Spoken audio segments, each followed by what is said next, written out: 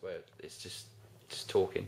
I think it needs to be, yeah, it's trying to condense what I'm trying to say into a 5-minute script that makes sense, which isn't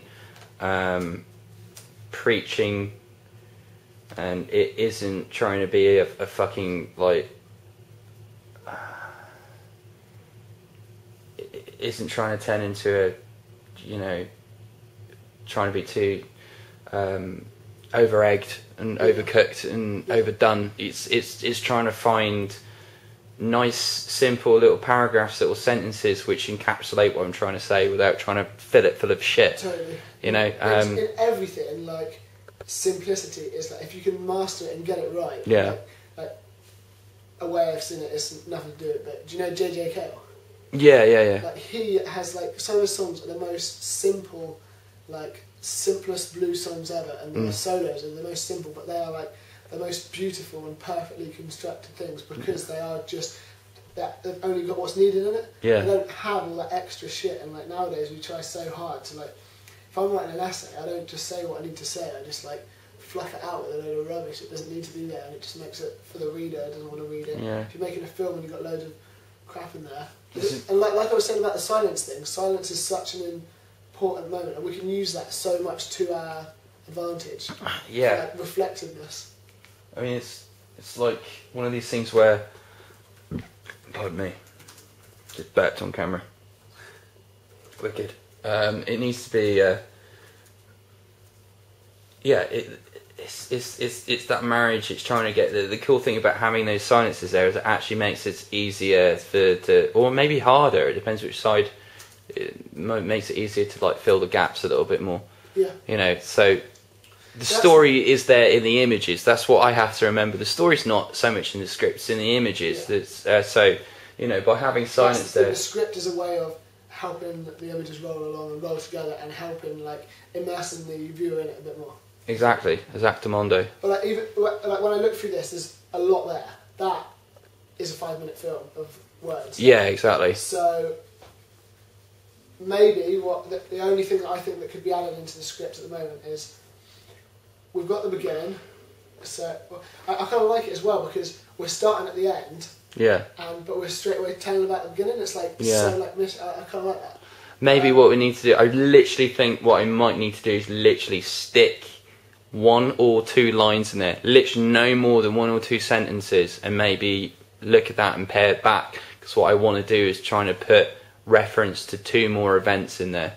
Yeah. But just in the middle of his life. Yeah, 1 in the middle of his life and 1 towards, 1 now. Just two sentences just to try and put that across, and maybe to kind of pare back on some of that that's already there. Because... And do you think that they need to be... Because the way it feels to me is like they would need to be like... He's done loads of things, but there's lots of things that it sounds like he regrets a lot of things. If you've got something... I think it helps if you kind of empathise with so many people. I think with some of these things, kind of try and drum up something that's really clever, and they don't have any kind of emotional or, you know, or any relationship with it. They just kind of drum it up because it looks like a clever idea. Whereas with this, I think you've got to have something of yourself in there. Like with you in your skateboarding films and stuff like that. It's you. It's your passion. It's what you love. So you're putting part of yourself into it. Yeah, and then it's far more easier to make it seem realistic. It seems genuine that way. But yeah, it's just trying not to over-egg it. So literally what I might do is go away and literally come up with a couple of lines, because I've been talking through it with you. I think it's pretty much there. Oh, yeah. Just needs a couple of things just to beef it up, because I think it really helps that you've turned around and said, you know what, you can overdo this. This is too much. Like, it's enough right now. Yeah. So I think I just need a couple of lines in there that I'm happy with, and then I think we're done. And maybe what we should do is look over it again and just condense it and just kind of go, right, that needs to be reworded like you said you were going to do. That comes out, that stays in. And just vet it that way. I don't think it will take us more than another hour or so in another session, no, not at all. just to do it and get it done. Yeah. So I think for now, I'm quite happy to sort of call it a day on that one. Yeah, me too. I'm well keen on that. I think it's looking class. The only thing as well is the final words have to be there. It's a very important line, isn't it? Yeah. The final line. Yeah.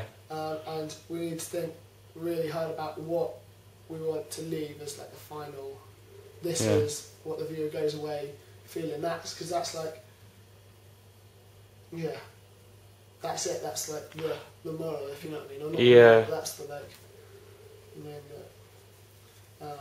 Maybe something like you want along the lines of not exactly the words, but you want the intention that by the end of this, that this guy's accepted where he is. He's accepted that it's time to sort of move on, and you want Death to kind of say, and along the lines of like, "You coming? You know, you ready?" And he says, "Yeah."